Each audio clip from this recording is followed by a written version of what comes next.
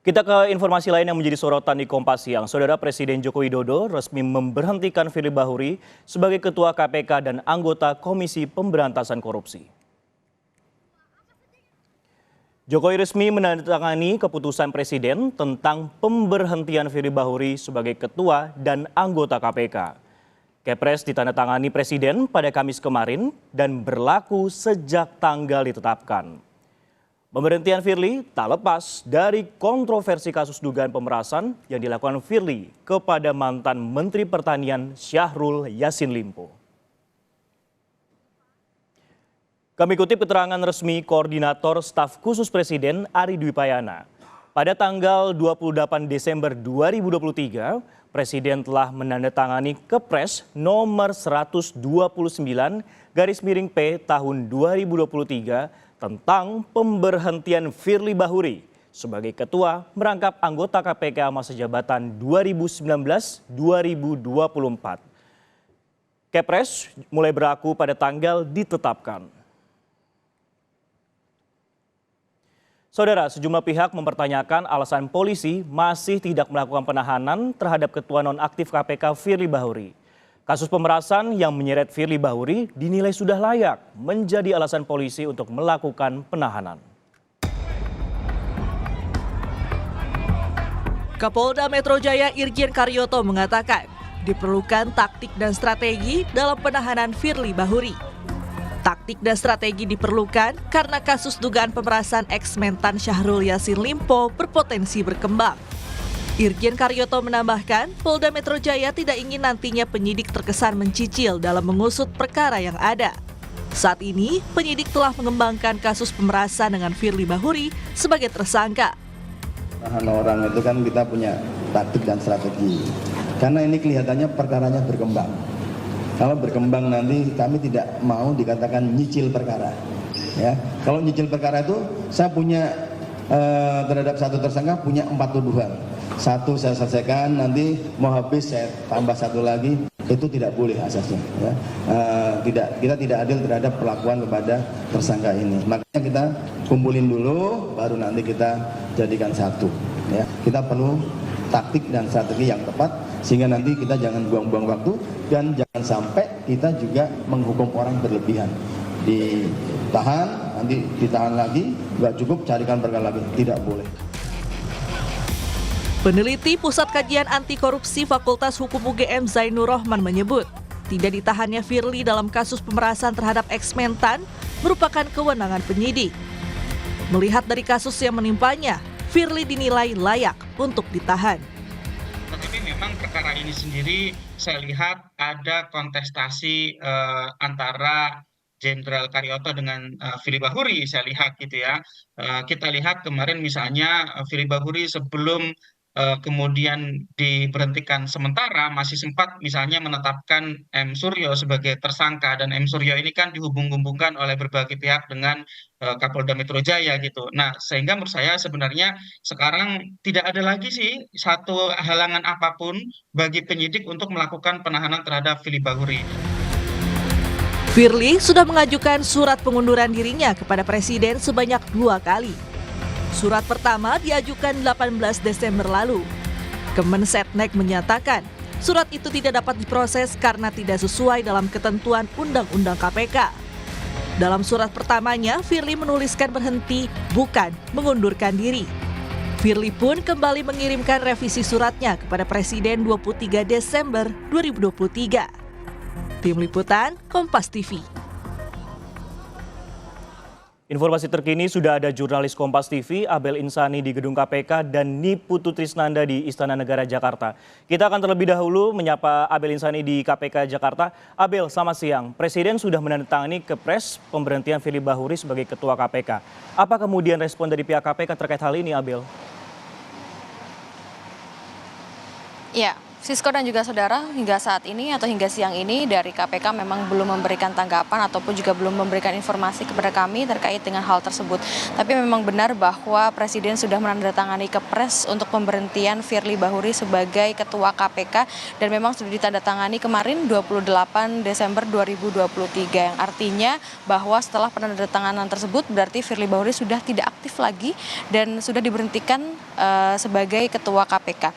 Memang kalau kita melihat dari hal ini untuk KPK sendiri belum menyatakan apapun, tetapi memang baru hanya ada dari satu pintu begitu ya, yakni dari staf sus kepresidenan yang menyatakan bahwa memang untuk sejak ditandatangani Kepres tersebut, maka Firly Bahuri sudah tidak lagi menjabat sebagai ketua KPK. Dan ada 3 pertimbangan dalam hal ini, Sisko dan juga saudara, terkait dengan penandatanganan Kepres tersebut. Yang pertama adalah surat pengunduran dari Firly Bahuri yang memang sudah dilakukan pada 23 Desember 2023. Lalu yang kedua adalah putusan Dewan Pengawas KPK, yakni nomor 3, _Dewan Pengawas, _Etik, _12, _2023. Dan yang ketiga adalah berdasarkan pasal 32 Undang-Undang nomor 30 tahun 2002 tentang KPK sebagaimana beberapa kali sudah diubah, pemberhentian pimpinan KPK ditetapkan melalui Kepres. Jadi memang untuk penandatangan Kepres ini merupakan respon dari Presiden Jokowi terhadap ada 2 surat resmi, yakni yang pertama adalah pengunduran diri dari Firly Bahuri dan yang kedua adalah surat dari Dewan KPK. Nah, kalau kita melihat lagi, kalau menurut dari status Presiden ini yang menyatakan bahwa untuk surat dari Dewas KPK ini mengutip petikan putusan Majelis Sidang Pelanggaran Kode Etik dan Pengawas, maksud saya Kode Etik dan Kode Perilaku KPK nomor 03 _Dewan Pengawas _Etik _12 _2023 atas nama Firly Bahuri sebagai Ketua KPK Republik Indonesia nonaktif. Nah, yang perlu diketahui Sisko dan juga saudara bahwa Firly Bahuri sebagai Ketua KPK ini juga sempat paling banyak mendapatkan penolakan dari para aktivis anti korupsi. Kembali ke Anda, Sisko. Nah, Abel, kasus Firly ini kan juga telah mencoreng nama baik KPK sejak didirikan dan juga bagaimana KPK bisa kemudian mengembalikan kepercayaan kepada publik. Apalagi tadi Anda sempat sebutkan bahwa Firly Bahuri ini mendapat banyak sorotan khusus dari aktivis. Bagaimana kemudian respon dari KPK, Abel? Ya, sebaiknya memang KPK untuk saat ini dan seterusnya itu fokus ya terhadap beberapa kerja-kerja baik di bidang penindakan, pencegahan maupun juga pendidikan anti korupsi kepada masyarakat. Kalau kemarin kita lihat setelah adanya putusan Firly sebagai tersangka, nah ini kan ada perubahan begitu ya, ada pelantikan untuk sementara begitu untuk ketua KPK yang baru, yakni adalah Nawawi. Nah, hal ini juga menjadikan ada beberapa sorotan dari beberapa masyarakat bahwa Nawawi ini memiliki catatan yang cukup positif begitu ya, meskipun ada beberapa kekurangan tapi catatan positif ini juga cukup banyak. Yang salah satunya adalah Nawawi ini sempat mengkritik Firly pada saat Firly menjadi pimpinan atau ketua KPK. Ini juga menjadi salah satu keseimbangan yang bisa dijadikan oleh KPK nantinya untuk terus mengembangkan atau fokus terhadap pencegahan, pendidikan anti rasuah kepada masyarakat. Nah, untuk saat ini KPK juga sudah mengusahakan atau sedang mengusahakan bagaimana nanti selanjutnya untuk berjalannya waktu agar bisa mengembalikan kepercayaan publik terkait dengan kinerja KPK. Nah, untuk saat ini kami juga masih menunggu, Sisko, bagaimana nanti tanggapan ataupun juga informasi yang diberikan oleh KPK kepada kami terkait dengan kasus Firly Bahuri yang sudah diberhentikan oleh Presiden. Sisko. Baik, dari Abel Insani di gedung KPK Merah Putih Jakarta, kita ke Istana bersama Putu Trisnanda. Putu, selamat siang. Setelah Kepres ini resmi ditandatangani Presiden, Firly ini jadi pimpinan kedua yang diberhentikan Presiden setelah sebelumnya ada juga nama Lili Pintauli. Jadi ada 2 pimpinan KPK pada periode ini yang diberhentikan oleh Presiden. Apa kemudian yang jadi tanggapan atau sorotan dari Istana terkait hal ini, Putu? Ya, selamat siang Sisko dan juga saudara. Sampai dengan saat ini memang belum ada statement resmi lebih lanjut dari Istana terkait dengan diberhentikannya untuk kedua kalinya ketua KPK setelah sebelumnya Lili Pintauli, sekarang Firly Bahuri menjadi pimpinan kedua yang diberhentikan di era Presiden Joko Widodo.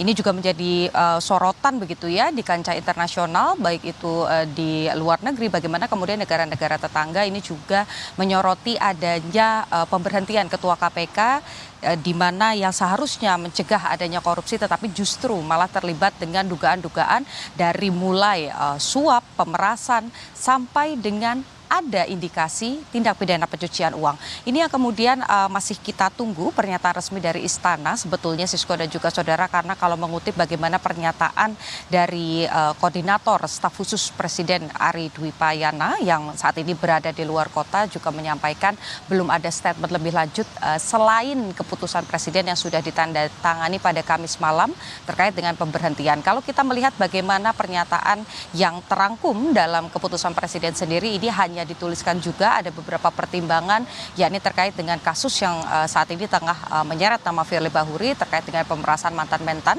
Syahrul Yassin Limpo, kemudian juga kasus hukum yang masih terus berlanjut, dan tentu saja hasil dari Dewan Pengawas KPK yang memutuskan bahwa Firly Bahuri ini telah melakukan pelanggaran etik berat, ini membulatkan keputusan Istana untuk mengamini surat pengunduran diri yang dilayangkan oleh Firly Bahuri pada 22 Desember lalu. Kalau kita tarik sedikit ke belakang, Firly Bahuri ini memang memiliki banyak sekali kasus yang kemudian menjadi sorotan publik, mulai dari pada saat masih menjadi deputi KPK sampai dengan menjadi pimpinan KPK, menggunakan helikopter mewah, bertemu dengan pihak-pihak berperkara, termasuk ketika menjadi pimpinan yang saat ini kemudian menjadi ramai, juga berkaitan dengan mantan-mantan Syahrul Yassin Limpo yang diduga bukan hanya ada pemerasan di sana, tetapi juga ada dugaan TPPU karena berdasarkan pernyataan dari Kapolda Metro Jaya Karyoto sendiri, ada dugaan tersebut. Kalau lihat dari materi sidang etik kemarin, ada beberapa hal yang tidak dilaporkan Firly berupa aset dan juga valuta asing yang tidak dilaporkan dalam LHKPN atau laporan harta kekayaan penyelenggara negara. Sehingga kalau kita lihat bagaimana jalannya proses ini, tentu saja ada hal-hal yang kemudian bisa dilakukan mengacu pada undang-undang dari tindak pidana korupsi sendiri. Setelah kemudian diberhentikan oleh Presiden, ada hal-hal yang atau tahap-tahap yang bisa dilakukan. Pertama, nanti Presiden Joko Widodo ini akan bersurat kepada DPR untuk kemudian mengajukan nama dari pimpinan. Kemudian setelahnya nanti bisa diputuskan dari nama pimpinan yang saat ini masih berada di KPK, ini nanti akan diputuskan siapa yang layak dan juga bisa menggantikan posisi Firly Bahuri sebagai ketua. Ini tercantum dalam pasal 32 dan juga 33 dalam undang-undang tindak pidana atau pencegahan korupsi dari undang-undang yang berkaitan dengan hal tersebut. Ini sudah diatur. Kita nantikan apakah nanti akan ada pernyataan resmi yang lebih tegas dari Presiden Joko Widodo. Kita nantikan bersama-sama, Sisko. Baik, kita akan update informasinya dan juga kita akan tunggu siapa kemudian yang akan menjadi ketua KPK, dan jangan sampai kemudian kontroversi ataupun juga untuk ketua KPK dan juga anggotanya tersandung kasus pidana yang sama. Terima kasih, ini Putri Trisnanda yang melaporkan langsung dari Istana Negara, dan sebelumnya ada Abel Insani dari Gedung KPK Jakarta.